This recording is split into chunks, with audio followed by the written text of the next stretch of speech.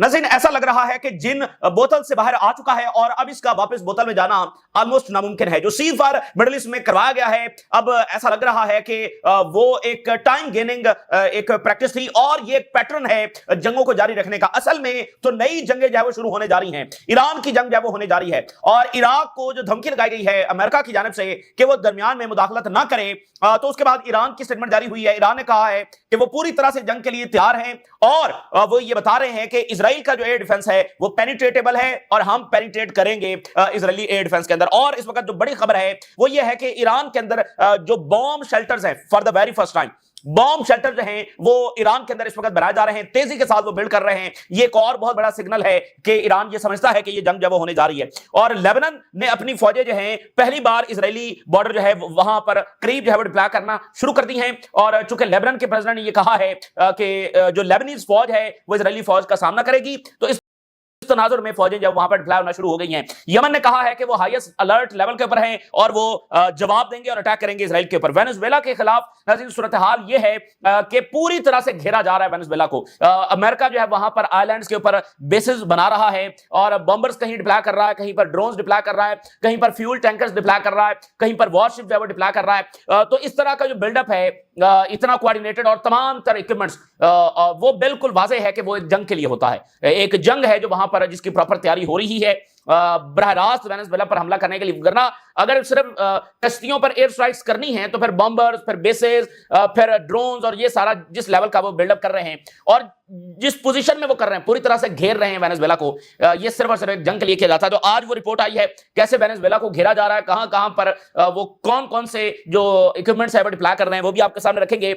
Russia के prime minister जो हैं, प्राइम मिनिस्टर वो चाइना पहुंचे हैं और हाई लेवल की टॉक्स हो रही हैं।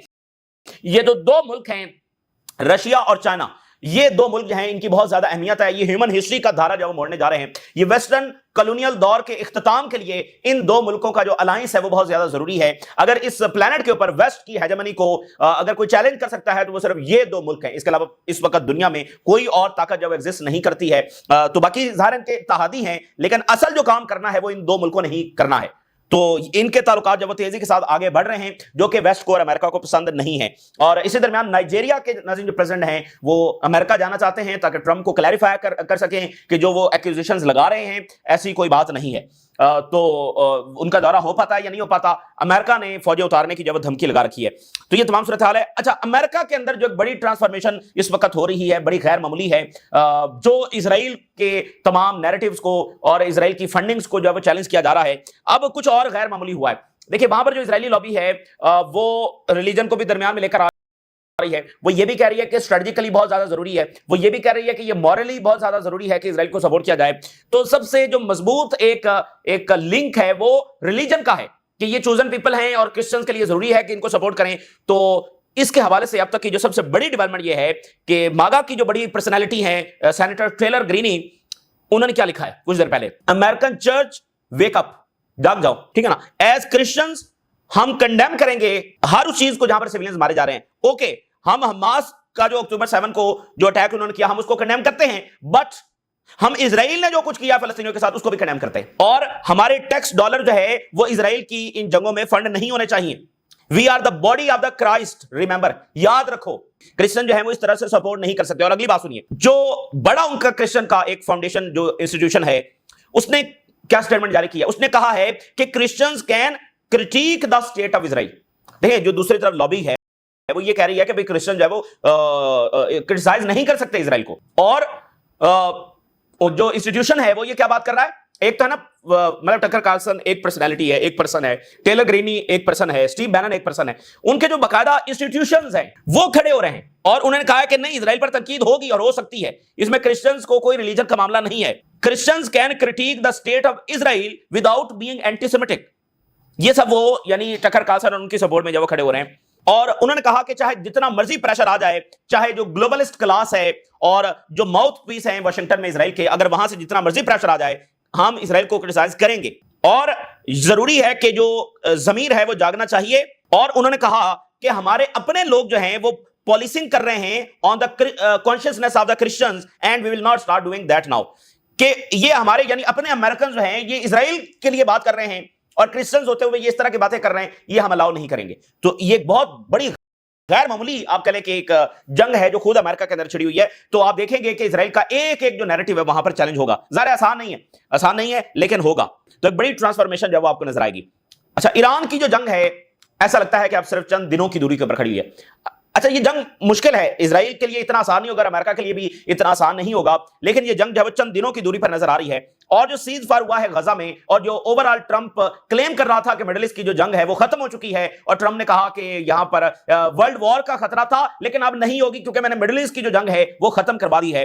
तो वो जो सारा कुछ था वो एक डिसेप्शन थी, वो एक टाइम गेनिंग प्रैक्टिस थी, और वो एक पैटर्न था एक नई जंगों के लिए। सीज फायर का होना एक अच्छा अमल था और इसके जो आगे नतीजे है वो अच्छे निकलने चाहिए थे, लेकिन चूंकि माइंडसेट पीछे इजराइल और ज़ायनिस्ट, तो फिर वो अच्छा हो नहीं सकता है। तो इसलिए उन्होंने सारी सूरत हाल को उल्टा एक्सप्लॉइट किया नई जंगों के लिए। हालांकि यहां से अमन का रास्ता निकल सकता था लेकिन उन्होंने इसको जंगों की तरफ मोड़ा है। तो सिचुएशन जो है वो ऑलरेडी वहीं पर खड़ी है, यानी आर पार की जंग होगी और ईरान और इजराइल की फैसला कुन जंग, मामला वहीं पर है। तो वो जो कुछ दरमियान में हुआ, पीस, मिडिल ईस्ट में 3000 साल बाद अमन हो गया, फलां जो भी ट्रंप ने बातें की वो सिर्फ एक टाइम गेनिंग था, और बल्कि उसका उल्टा नतीजा निकलेगा। तो ये बात बिल्कुल मजीद साबित हो रही है कि ये जो डिक्लाइनिंग एम्पायर है ये अपनी हेजेमनी को इंश्योर करने के लिए फुल फ्लेज्ड जो मिलिट्री पावर है उसको इस्तेमाल करने जा रहा है। ऑलरेडी अगर आप देखें तो अमेरिकन बिहेवियर में डिप्लोमेसी तो गायब हो चुकी है। डिप्लोमेसी अमेरिका कहां कर रहा है, उसका अगर आप डीलिंग का तरीका देखें तो वो सरेंडर डिमांड है और प्रोवोकेटिव है। और अगर मतलब इसका नतीजा सिर्फ जंग ही निकलेगा तो उनको फर्क नहीं पड़ता है, क्योंकि वो जंग ही के लिए तैयार है, या वो सरेंडर डिमांड कर रहे हैं। अगर नहीं कोई करेगा तो फिर जंग की तरफ मामला जाएगा, तो वो जंग के लिए तैयार है, क्योंकि वो अपनी मिलिट्री पावर को अब इस्तेमाल करने जा रहे हैं अपने एम्पायर को रीस्टैब्लिश वो करने के लिए। तो इसलिए मुख्तलिफ मुल्कों पर जब वो आपको हमले नजर आएंगे लेकिन ये बात अपनी जगह पर रहेगी कि ट्रंप किसी भी मुल्क में अगर जमीनी फौज उतारेगा तो ये उसके लिए बड़ा मसला पैदा होने वाला है, क्योंकि आगे मिड टर्म इलेक्शंस हो गए और जमीनी फौज उतारने का मतलब यह है कि अगले 20 साल तो फिर आप उसमें चले गए ना। तो ये ट्रंप के लिए बहरहाल एक मसला होगा। तो बुनियादी बात यह है कि Israel not only kills people but it kills the idea, यानी ये सिर्फ लोगों को नहीं मारता बल्कि असल में इजराइल इस आइडिया को मार देना चाहता है। और वो यही करता आया है कि कोई वो मुल्क सर्वाइव नहीं कर सकता, कोई वो ताकत सर्वाइव नहीं कर सकती अगर वो इजराइल के खिलाफ खड़ी हो जाए। तो ईरान ने इजराइल के ऊपर अटैक किया है, ईरान ने अमेरिकन बेसिस पर जवाब दिया है। तो वो मुल्क जो इजराइल पर हमला करे और वो मुल्क जो अमेरिकन बेसिस पर जवाब दे और उसके बाद सर्वाइव कर जाए तो फिर तो वो चैलेंज हो गया ना, उनकी हेजेमनी चैलेंज हो गई। तो इसलिए वो अपनी हेजेमनी को रीएस्टैब्लिश करने के लिए वो ये जंग करने के लिए वो आ रहे हैं। ये वो बुनियादी चीज है जिसकी बुनियाद पर यह कहा जा सकता है कि ये जंग नागुज़ीर है। अब जो धमकी इराक को आई है उसके बाद ईरान से जो रद्दमल सामने आ रहा है, ईरान ने कहा है कि real regional war with Israel already शुरू हो चुकी है, लो इंटेंसिटी में है लेकिन असली इलाकाई जंग शुरू हो चुकी है, ये ईरान कह रहा है, उनका रद्दमल आया। रीजनल वॉर शुरू नहीं होनी, वो शुरू हो चुकी है। अभी जो कुछ आगे होने जा रहा है बस उसकी इंटेंसिटी में इजाफा होगा, उसमें ईरान बरह रास्त इन्वॉल्व होने जा रहा है, उसमें हिजबुल्लाह इन्वॉल्व होने जा रही है, उसमें बाकी इन्वॉल्व होंगे, लेकिन रीजनल वॉर शुरू हो चुकी है इजराइल के साथ, ईरान ने कहा है। और उन्होंने कहा कि threat implies a potential future action, Iran पर हमला होने जा रहा है, मजीद इस तरह मामला जा रहा है, लेकिन जंग ऑलरेडी शुरू हो चुकी है।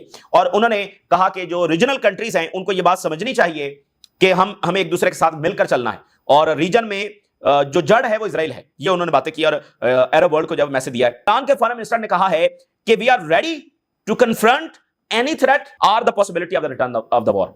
जंग दोबारा से लौट रही है, हम पूरी तरह से इसके लिए तैयार हैं और इजरायली जो एयर डिफेंस सिस्टम है वो पेनिट्रेटेबल है और हम उसमें पेनिट्रेट करेंगे। और उन्होंने फिर दूसरी बात ये की कि हम इस पर यकीन कर ही नहीं सकते कि ये सिर्फ इजरायली हमला था। इजराइल ने जो हमारे ऊपर अटैक किया वो अमेरिका की परमिशन के साथ था और अब भी जो इजराइल हमारे ऊपर अटैक करने जा रहा है वो अमेरिका की परमिशन ही के साथ है, अमेरिका के बगैर ये कदम भी नहीं उठा सकता। तो एक्चुअली ये अमेरिकन इजरायली वॉर थी जो हमारे खिलाफ हुई है। और इसके साथ आप देखिए जो एक और रिपोर्ट सामने आ रही है कि ईरान तेजी के साथ शेल्टर्स, बॉम्ब शेल्टर यानी सिविलियंस के लिए बॉम्ब शेल्टर जो वो तेजी के साथ बना रहा है। दो चीजें पैरेलल हो रही हैं, एक तरफ स्ट्रेटेजिक और मिलिट्री पर्पस के लिए अंडरग्राउंड जो फैसिलिटीज हैं, टनल्स हैं वो बनाई जा रही हैं, लेकिन साथ जो है सिविल डिफेंस डायरेक्टिव भी जारी कर दिए गए हैं ताकि शेल्टर की जो प्रिपेयर्डनेस है वो की जा सके। Iran issues new civil defence shelter directive amid warning of renewed war, Iran का मीडिया कह रहा है।